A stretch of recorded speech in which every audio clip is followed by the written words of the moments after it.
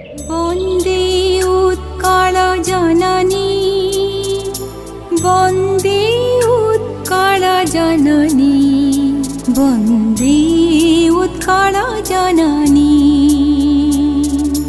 वन्दे उत्कल जननी वन्दे उत्कल जननी वन्दे उत्कल जननी चारुहासमयी चारुभासमयी जननी जननी जननी वन्दे उत्कल जननी वन्दे उत्कल जननी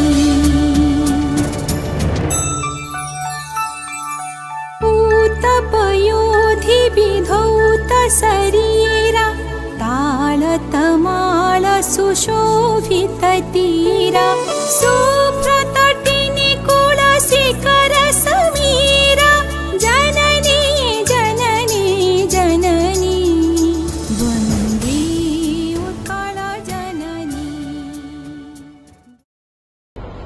कटक जिल्लार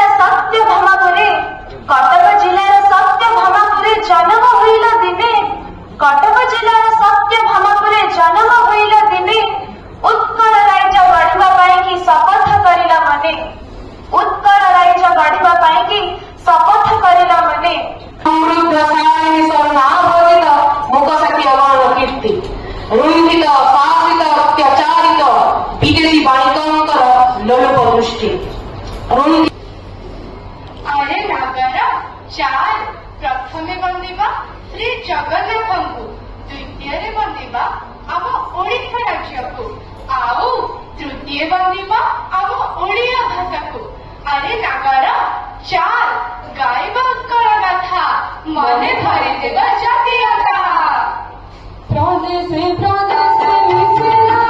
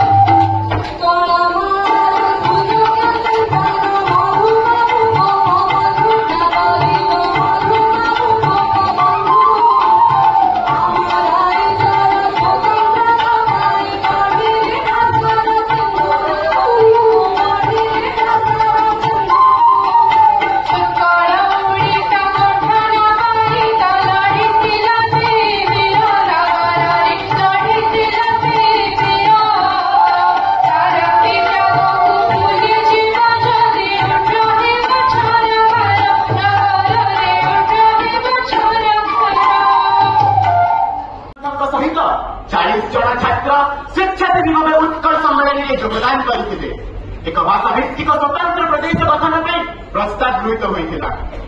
सम्मेलन में गोपबंधुदार सभापति होते से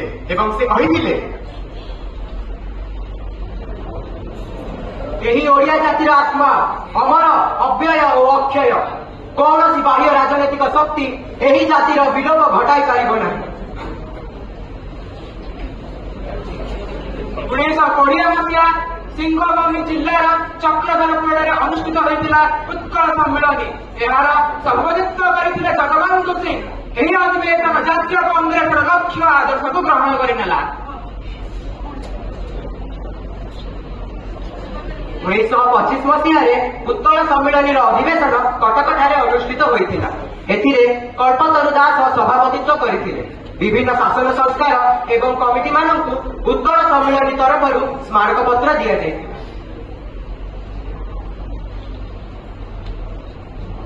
एहीभଳି ଭାବରେ ମଧୁବାବୁଙ୍କ ବଳିଷ୍ଠ ନେତୃତ୍ୱରେ उत्कल सम्मेलन वार्षिक अधिवेशन चली आसुଥାଏ। କିନ୍ତୁ ମଧୁବାବୁ ହେଲେ ରୋଗଗ୍ରସ୍ତ। ଉତ୍କଳ ସମ୍ମିଳନୀର ମଙ୍ଗ ମହାରାଜ କୃଷ୍ଣଚନ୍ଦ୍ର ଗଜପତି ଧରିଲେ ଏବଂ 1933 ମସିହାରେ ମହାରାଜ କୃଷ୍ଣଚନ୍ଦ୍ର ଗଜପତିଙ୍କ ନେତୃତ୍ୱରେ ଉତ୍କଳ ସମ୍ମିଳନୀ ଆରମ୍ଭ ହୋଇଥିଲା। ଜୟପୁର ଏବଂ ପାରଳାଖେମୁଣ୍ଡି ଜିଲ୍ଲାରେ ଓଡ଼ିଶାର ସୀମା ସମ୍ପ୍ରସାରଣ କରିବା ପାଇଁ ପ୍ରସ୍ତାବ ଗୃହୀତ ହୋଇଥିଲା। ମହାରାଜ କୃଷ୍ଣଚନ୍ଦ୍ର ଗଜପତି କହିଥିଲେ,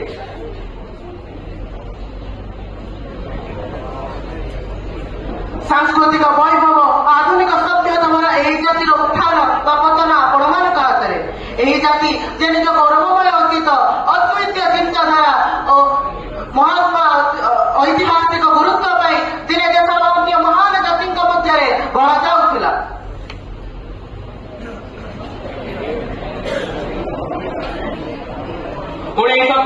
ମସିହା ଫେବୃଆରୀ ମାସ 1 ତାରିଖ କଟକଠାରେ ଉତ୍କଳ ସମ୍ମିଳନୀର ଆୟୋଜନ କରାଯାଇଥିଲା।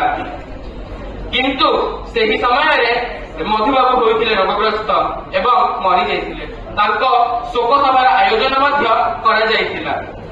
ପଶ୍ଚିମ ଓଡ଼ିଶାର ଅନେକ ଖଣ୍ଡ ବିଖଣ୍ଡିତ ଅଞ୍ଚଳକୁ ଏକତ୍ରିତ କରି ଏକ ସ୍ୱତନ୍ତ୍ର ଓଡ଼ିଶା ପ୍ରଦେଶ ଗଠନ କରିବା ପାଇଁ ସରକାରଙ୍କୁ ଦାବିପତ୍ର ଦିଆଯାଇଥିଲା।